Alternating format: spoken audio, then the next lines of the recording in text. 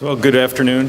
My name is Rob Duguid. I'm a research fellow at AMRI in the Chemical Development Department. And what I'm going to share with you today is, about 16 years worth of experience working with clients at various levels of development and different manufacturing scales. So just a few things I want to share philosophically of, how do you deal with customers?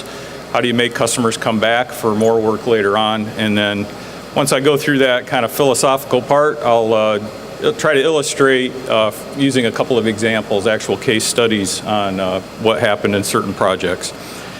So by way of introduction, I basically want to talk about 5 different areas of where the client interacts with AMRI with respect to their project. The first is just understanding a customer, understanding what level of development they need, where they are in the development pathway. And then from that, we're not going to develop the world's greatest process if we're just getting into phase 1 or something like that. So understanding their needs very specifically, and then how we can address that. The second thing is then we have to do a tech transfer of their process to our facility. And usually that involves, a process of some nature. It may be just something out of the literature, or it may be a very well-developed process that's maybe on 100 kilos. I had a project last year where a customer came to us with very specific project goals. They'd already run it on 100 kilos. So we get it all ranges of what kind of process we actually get from a client. So we do have to pay attention to the details of that transfer. The third area is then once we have a process in-house, how do we improve it, make it better? Of course, we want to make it as cost efficient, as safe as we possibly can. We want it to be able to fit into the actual equipment that we're using in our facility. So we want to improve the process. And then we want to, once we've done the process development and got a process on paper and run it in the lab on demonstration scale, we want to go out and execute it in our manufacturing facility. And so we want to do that as well as we can. So I'll talk a little bit about that. And then finally, in all of these areas of developing and execution, you're always going to have a process upset of some nature. Something is going to go wrong. So you learn something in the middle of a campaign.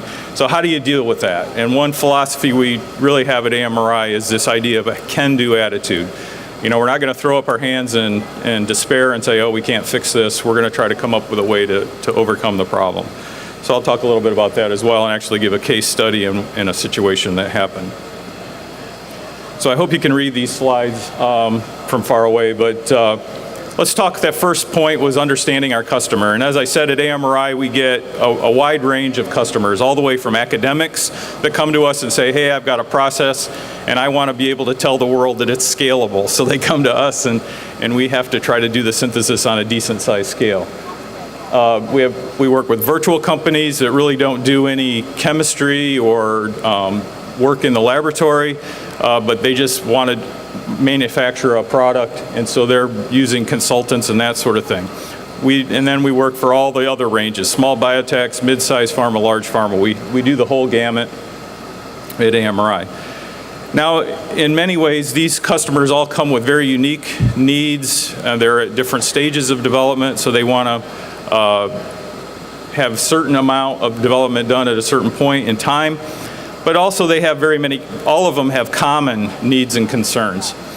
First, they want to control costs. They want to have quality product. That's like job 1 for us, is to make the best quality product. And they want enough product to do the phase of studies that they're in. So that's very important. They also are looking for a place where they can go for confidentiality. And then, of course, the dreaded timeline. There's always a timeline.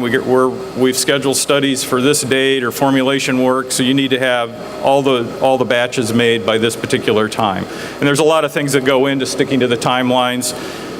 Just planning the equipment availability, and then all the pre and post campaign type of work that has to be done.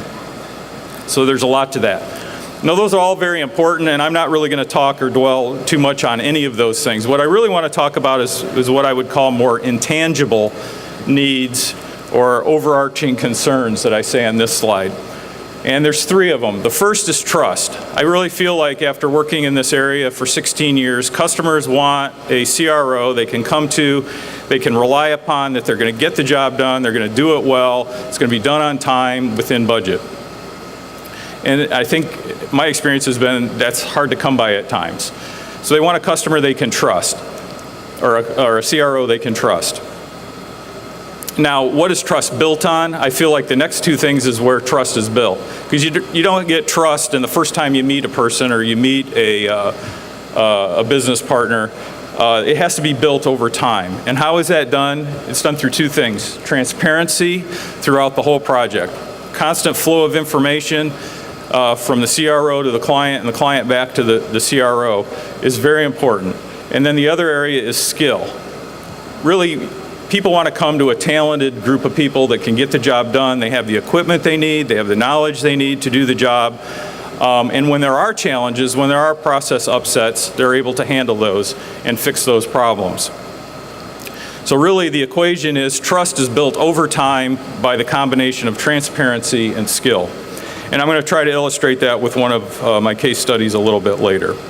So that's that first aspect of understanding the customer.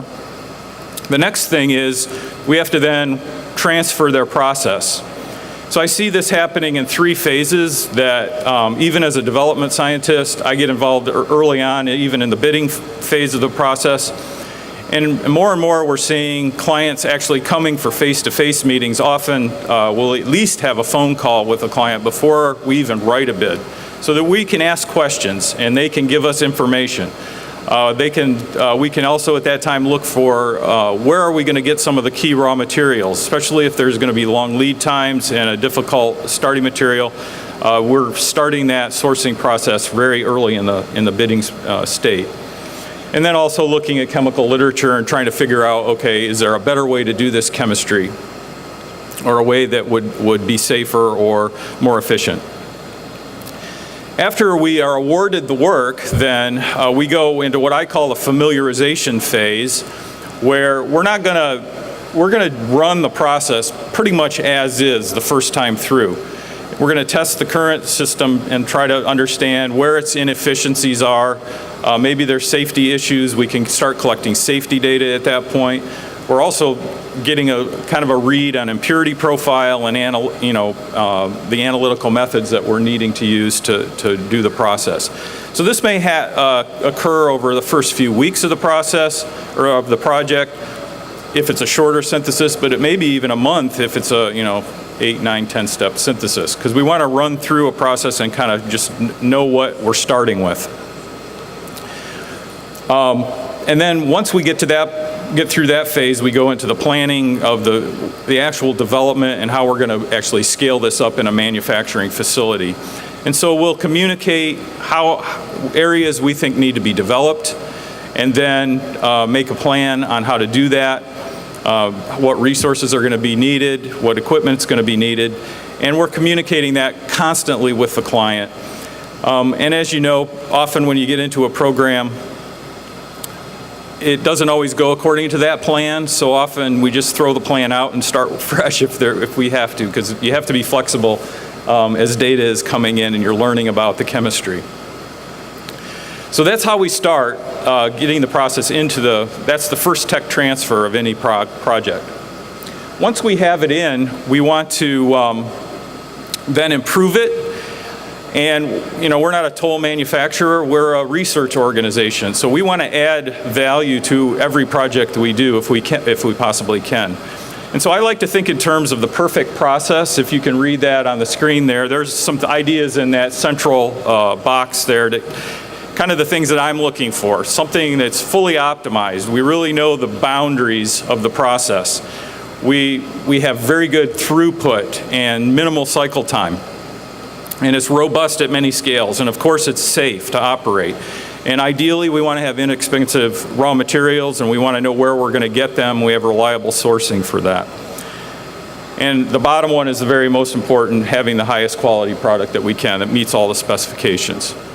Now on the outside, I'm not going to go into detail of all those things that are inputting into this process, but what I want your takeaway there to be is it's many different departments, many different people that are involved. You got process chemistry, engineering, analytical sciences, solid state group looking at the solid state issues, procurement, looking at raw materials, where we're going to get those from, and above kind of watching over it all, we have a very good project management group that's kind of keeping all of those pieces moving through the process.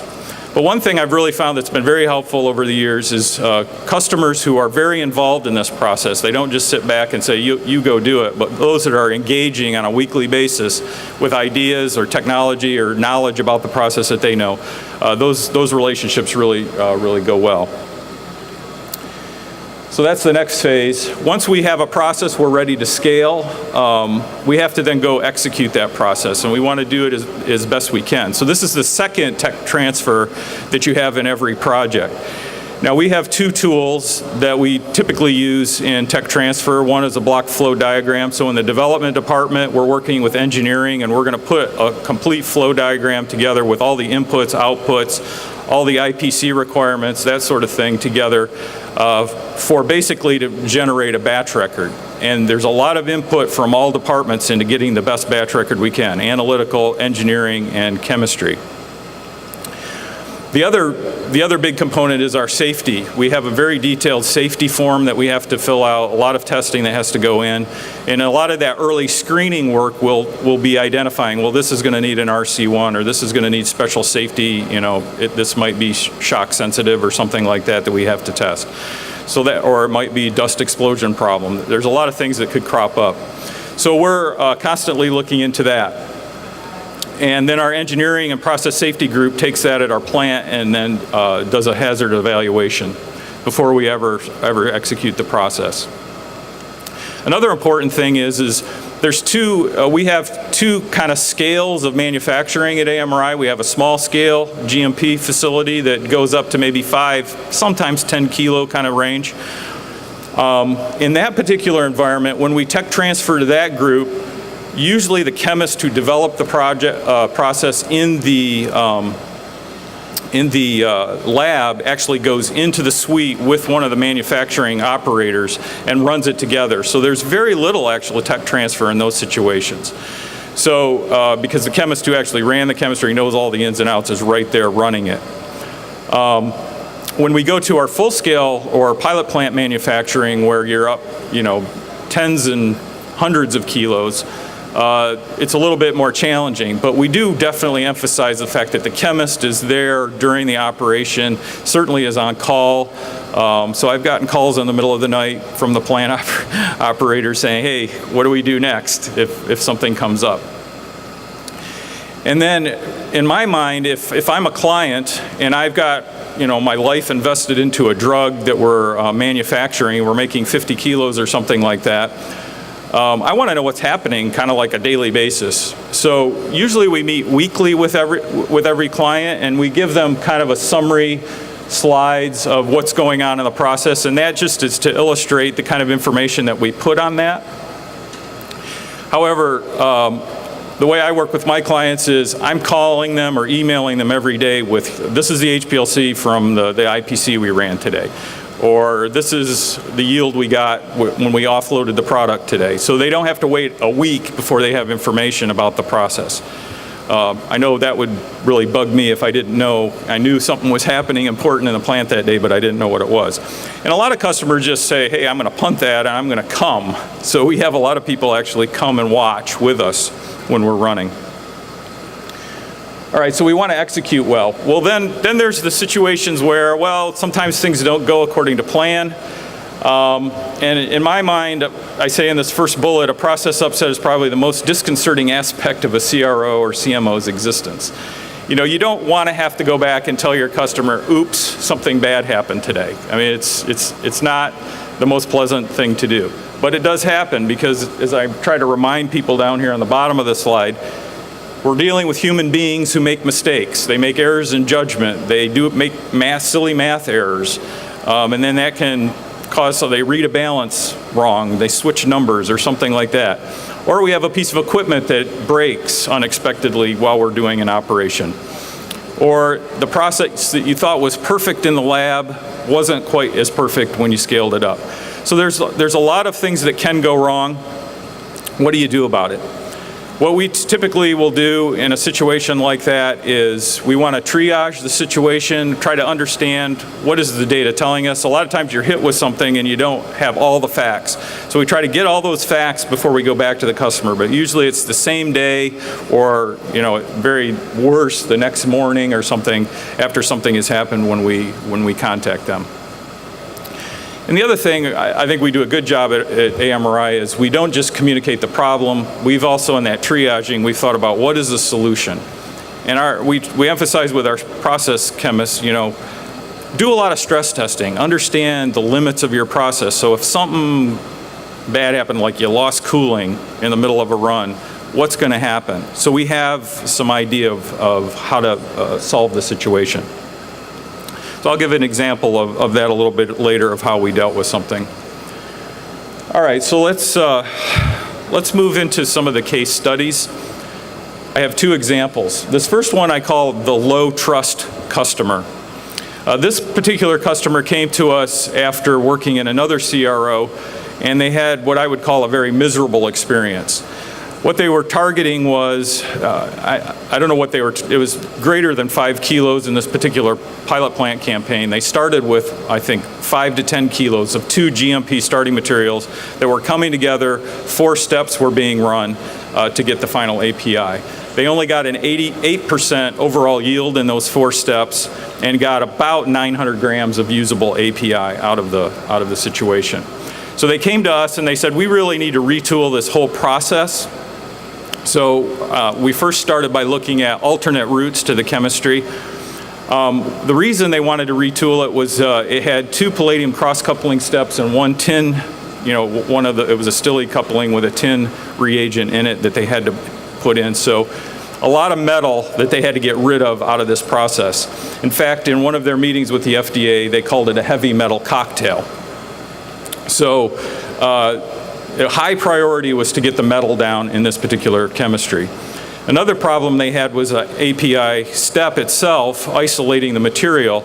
It turned into this green slime that they couldn't filter and had a very difficult time purifying. So it looked like there were some end of game issues with isolating and purifying the product.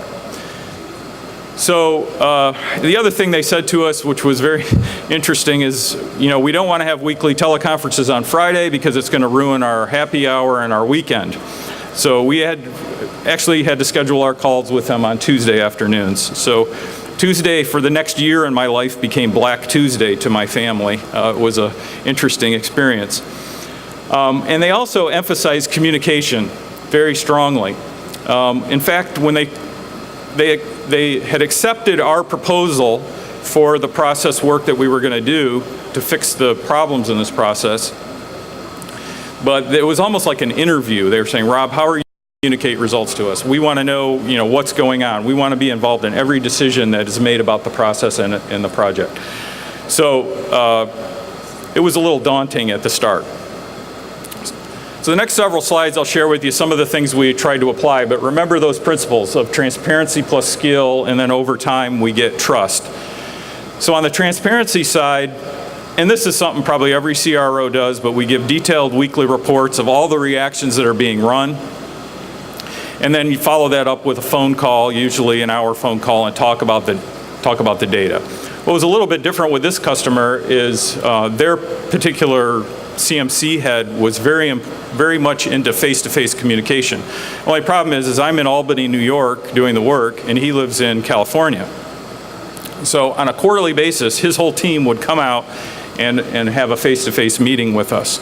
And these weren't just simple meet and greet kind of things. It was a 3 to 4 hour me lecturing with PowerPoint slides, trying to give them all the data that was involved. I used to joke with my colleagues, this was like a PhD defense every 3 months. It was that kind of intense. But they were very well informed on what was going on in the project. And I'm not advocating all of you go out and do that with AMRI. Anyway. But there were also many ad hoc phone calls, emails, especially during campaigns. I remember sitting in the plant at night and everybody had gone home but me because I was waiting for some IPC data or something, and they called me and said, what's going on, kind of thing. So, I mean, that was happening on a regular basis. On the other side, the skill side, you know, they wanted a good process that worked and was robust. So we worked on that quite diligently. It wasn't just me. There were, you know, several other chemists working with us and engineers. But we did develop a new process. Within a couple of months, we had targeted, you know, a route. And from that, we built on that, and we developed it so that there was still one palladium cross-coupling, but we got the palladium level in that reaction down to 0.1 mole%, which was very low. And in fact, after crystallization, in that particular step, we were often very close to passing spec for the API spec of, at that time, it was 20 ppm palladium. In 14 months, we ran our first pilot plant batch. In that time frame, we did a 500-gram tox batch because it was a new route, and we wanted to get a tox batch made. And we also made another 5 kilo GMP batch in our kilo lab. But within 14 months, we were in the pilot plant, and we made them 12 kilos. In a 51% overall yield, so a big improvement over the 8%. It was still 4 steps for the GMP, and there were 4 other non-GMP steps for the process. And then later, we did do a little bit more development after that campaign, after learning a few more things, and then over the next couple of years, there were some money issues, and so we didn't get the registration batches all run all in the same time frame, but over the next couple of years, we did run 4 registration batches, and by that time, we'd got the overall yield for 4 steps up to 68 to 70%. Now, at this point, we were taken out to dinner. Of course, this company was extremely happy with the performance of the process, and now they were swimming in API, which they had never been before. The chief scientific officer actually came to our site and took us all out to dinner and said, you know, before you started working on this process, every time I'd go to a board meeting, CMC was getting beat up because there was no drug to do work with. But he says, now I go to the board meetings and CMC is not even mentioned. We're not the holdup on this project anymore after providing this material. So that was a big success story. These are just some examples of some of the chemistry issues we had to face, and there were a lot of them. There were safety issues and things I've not dealt. I just wanted to give just some highlights of the things that we've done on it. One of the steps that we developed had rather sluggish kinetics. It was a heterogeneous reaction. In this case, the line that's blue, it took about 20 plus hours to get to completion. We played around with this in several DOE experiments and finally got the clue that the mode of addition was very important for the reaction kinetics and solubility of the reagents that were in solution. And we were able to improve this kinetics so that we could get almost complete conversion in 16 hours. Another area that we focused on in one point of development was the particle size of the API. This particular API was water soluble, so it was not a big bioavailability issue, but there were a lot of fines in the very first plant campaign that we did, and we wanted to reduce the fines and the dust that was involved, and they thought making tablets would be easier if they didn't have so many fines. So we did a study by DOE and using our LazenTech FBRM probe to monitor particle size during the DOE. We were able to identify conditions that gave very consistent bimodal particle size distribution, but a lot less fines. And so I think our D90 was like 20 or 30 microns. So a nice size particle, very filterable. And really the experiments where the red bars are small, not the big, those are high fines. The ones that are small, those were the experiments that gave very low amounts of fine. When I say fines, I mean sub-micron kind of particles that could pass through a filter. And then one other example was an impurity was formed in one of the steps, and we did a lot of work to try to figure out what caused this. The bottom line was it turned out to be oxygen, and it's not a reaction that's typically oxygen sensitive, but what I show on this slide is 2 reactions set up identically. The one on the left was vigorously degassed with nitrogen. much like you would do in like some sort of transition metal kind of chemistry, but this wasn't transition metal chemistry. And it gave a nice yellow color, and that did not make any of the impurity, whereas in the second reaction on the right, where it's red, we were blowing air through the headspace of that reactor, and in that case we made like 20% of this impurity. So we showed under the reaction conditions that oxygen was the key thing to keep out. So in the batch record we have a very vigorous degassing, and we've never seen any issue with this impurity in the plant. The final result on this project was kind of the ultimate thing. The FDA approved this API a few years back. And this is just it's kind of a summary slide of some of the commercials or the large scale batches that we made, but all I want to point out is if you look at the columns on yield, everything's in the 80s and 90s. And actually I do say to the plant people, when I run it in the lab, it's 90+% on every step. So that's their goal, but they usually tend to get, they still get very good yields in this. The other thing that's interesting is we've got this so understood on the impurity side that the bottom right corner, it says 99.8. Our typical commercial batches have only one impurity, one identified impurity that's 0.2%. And that's been very consistent in those batches. So this process was very good. I would have to say that at this point that customer is no longer a low trust customer, they're a high trust customer. All right, well, let's switch in my final example to a case study where we had to deal with some bad news. And it might be a little difficult to see on this screen, but what we're looking at on the right is a picture of a kettle. This is, I think, a 300 or probably a 300 or 100 gallon. I'm not exactly sure at this point. But we were doing the final crystallization on an API. And this had actually gone through several generations of development. The original process we were given by this company used dichloromethane as one of the solvents. And we have kind of a mandate to get DCM out of all of our processes because of air and water quality issues that we have to deal with at our plant. So we think the DCM was in the process to keep it from oiling out and forming a gum, is what you're basically seeing in this kettle. So we went through some iterations of how to do this process, but the bottom line was the product was basically being solvent exchanged from isopropyl acetate or IPAC to ethanol, ethanol being the anti-solvent. And during that distillation, the product would actually crystallize out. And one step in the batch record was to verify that we have crystallization. So during the campaign, this was on about a 20 kilo kind of batch. Of course, they look in and they see a nice white slurry stirring around, no problem. So they said the batch is crystallized. The problem came in was when they tried to drain it out the bottom valve of the reactor, nothing came out, absolutely nothing. And of course it was happening on a Saturday night when everybody was gone. Well, not everybody, the operators were there and the shift supervisor and whatnot. So they decided they would pump the slurry out the manway, the top of the vessel, and that's what's left. You can see the whitish solid on the baffle and on the top of the agitator.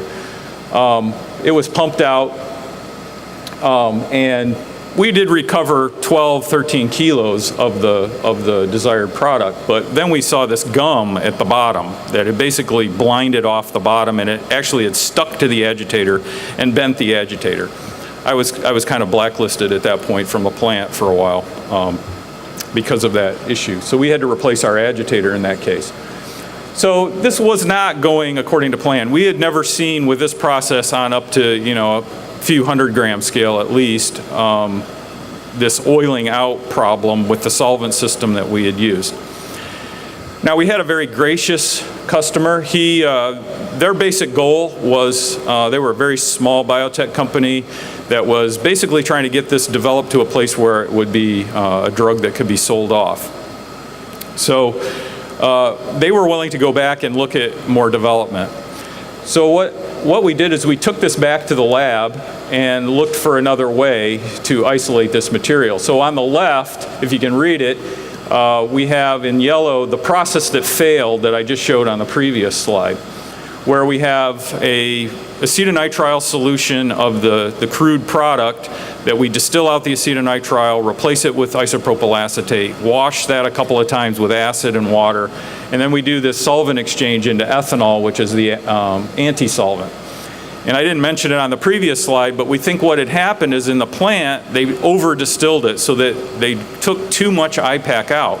But it was a very fine line. So what I had typically done in the lab was about 2 or 3% IPAC left in there. They went down to about 1% or so IPAC. That's a very hard thing to hit on a very regular basis in the plant. So I was thinking, well, let's try to just do a process where we don't even have to do distillation. And that's what we eventually came up with. And that's shown on the right, that what I call the no distillation process. We quench the acetonitrile with acid, because we had basic reagents and things we were trying to get out away from the API. Then just seed that aqueous acetonitrile. And sure enough, product crashes right out. Cool to 5 and filter. If you need to recrystallize it, at that point recrystallizing from ethanol or in ethyl acetate or isopropyl acetate was fine. But often in the lab it wasn't even necessary to do that second recryst. And this new process would give an 80% yield, really high purity, and all the cycle time changes, not having all these long distillations in the process. So we had to prove it, so we did. We went back, so this slide just shows the summary of the plant batches. The first one being the one that failed and formed the gum in the bottom of the kettle. The second one then is we wanted to do a demo batch on a decent scale, 5 kilos is what we ended up doing, and sure enough, using this new no distillation process, we got an 89% yield and virtually 100% purity product, very clean product. We took that back out to the plant, same process, and now did it on and made 38 kilos, which was an 80% yield. At that point, we actually never made this compound again because the client actually reached their goal. They sold it off, and the drug was taken in-house by the company that bought it. So we never made a GMP batch again after that. But I felt pretty good about at least fixing that problem for them, so they had a robust crystallization at the end. All right, that's just a couple of illustrations. I have lots of stories I could tell about things that have gone wrong, things that have gone right in manufacturing over the years. But really, I feel like having customers that really trust you is a very important thing. And I think it was on earlier slides, when a customer actually starts treating you like one of their employees, you know you've got that trust. And something happened last week, just as a sidelight, that kind of was amazing to me. And I've never had this happen in 16 years, but I had one of my customers send me an email and said, could you write a review on one of our employees that you work with? So here's the CRO writing a performance evaluation on somebody at this customer. So those kind of relationships can develop over time. And as I've said several times now, the trust develops over time by consistently demonstrating your skill and transparency in executing projects, and then dealing with all those pestering problems that tend to occur. All right, I want to just thank you for your attention, and are there any questions? All right, then I'll let you go. Thanks.